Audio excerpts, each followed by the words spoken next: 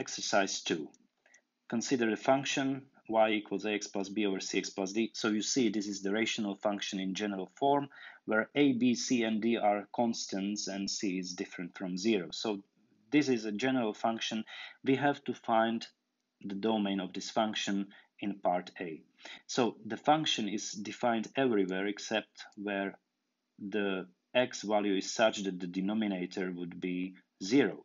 So we have to demand that cx plus d is different from 0 for this function to be defined. So it means that cx has to be different from negative d, or x has to be different from minus d over c. Okay, so the operations used were I had to subtract d from both sides, and then I had to divide by c to obtain this condition. So we may state the domain of the function f is just the set of all x values, of all real x values, such that x is different from minus d over c. So this is the domain. Now let's move on to the part B of the exercise. In this part, we have to state the equation of the vertical asymptote. So you may have already guessed that the vertical asymptote corresponds to the value of x in which the function is not defined. So we may state the vertical asymptote as x equal minus d over c. So exactly the same value as obtained in part A as the value which is forbidden. This time we demand that x equals this, and all the points with such x coordinate lie on the vertical asymptote of this function. The most interesting is part C. In part C, we are asked to show that for c different from 0, this form ax plus b over cx plus d can be transformed to something like you see on the right. So to do that, let me start with the original form, ax plus b over cx plus d. To transform it to this form that we want to achieve, what I do is I take out number a, or coefficient 8, in the numerator, and it's then x plus b over a divided by, and I do the same with the denominator, so it's like c times x plus d over c. You can see that. Now I move a over c in front of the fraction, so it's like a over c times a fraction in which I have x plus b over a over x plus d over c. Now my strategy is to replicate the denominator in the numerator. So I keep a over c in front, then perhaps use the bracket, and then keep the denominator the same, it's x plus d over c, and replicate it in the numerator using the convenient form of 0. So I have x plus d over c, so I have added d over c just now, so I have to remove it, d over c, plus b over a.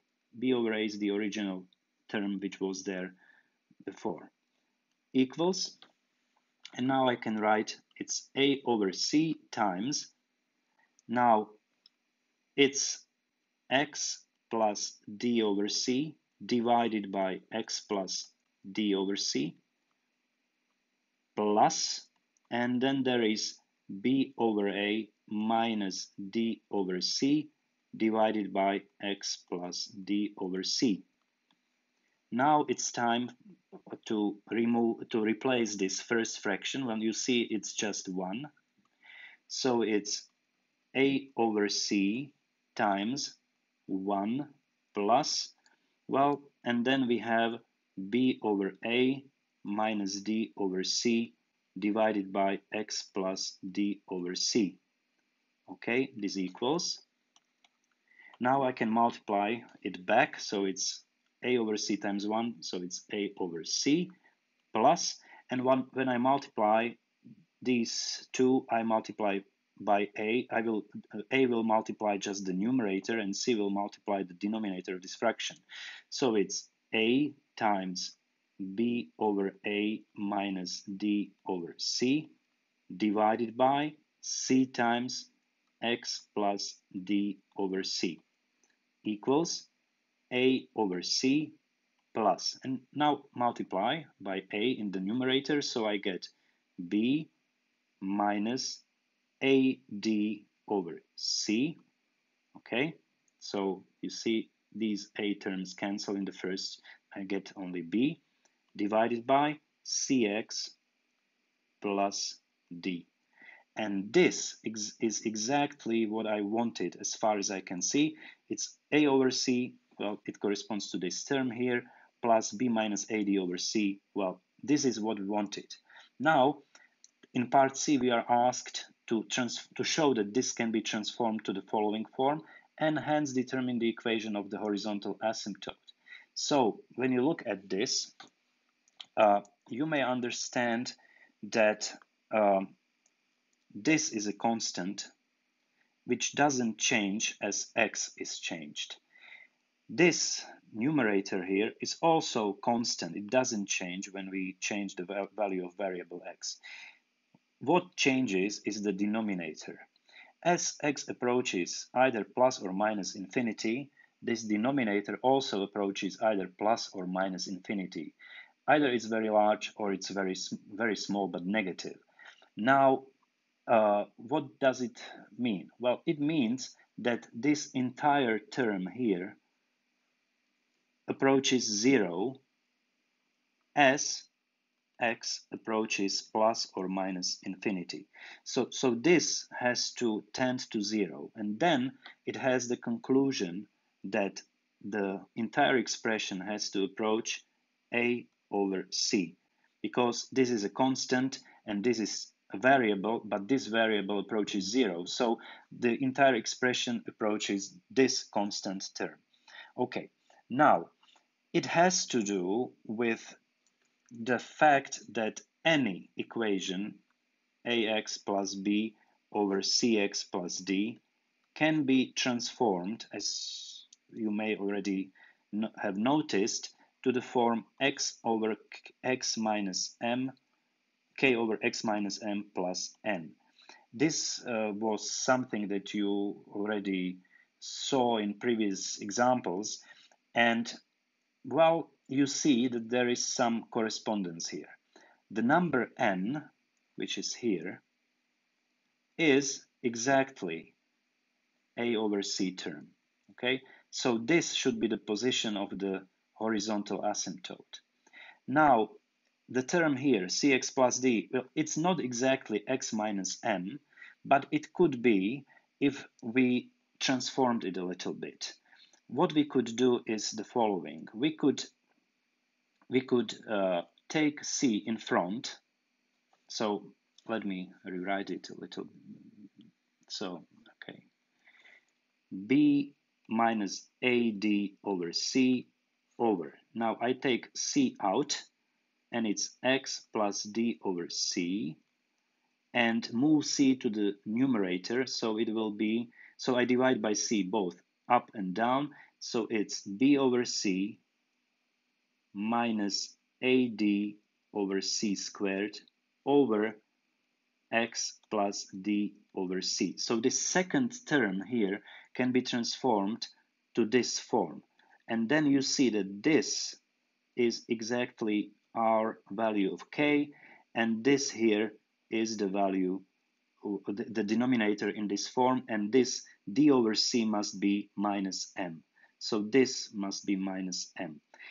So any rational function can be transformed to this form, to this general form, k over x minus m plus n, and m and n represent shift of the graph of the original function f sub 0, which is k over x, by m and n in the horizontal and vertical direction.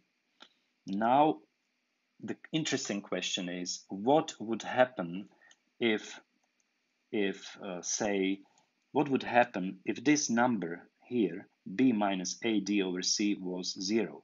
Imagine that b minus ad over c is 0. What does it mean? Well, if you multiply by c, which is not 0, you see that it would mean that BC minus AD would be 0. If this happens, then this entire term here vanishes, and the function would be a constant. So sometimes people demand this condition to be satisfied when they write the function y equals ax plus b over cx plus d. They demand cx plus d, sorry. They demand two conditions. They demand that c is different from 0, and moreover, they demand that bc minus ad is different from 0. To demand those two means to ask for this. We want this to be the function which has the graph which consists of two hyperbolas, actually two branches of hyperbola. If c was 0, then this would be simply a linear function because there would be, you would just divide the numerator by d. So it would be a linear function, the graph would be a straight line. And if this condition would be broken, if we broke this condition that if BC minus AD would be 0, then it would mean that again your graph would be a constant, not a hyperbola. In Slovak language, this is, or in Slovak mathematics, this is something that is asked to be true when dealing with this type of functions.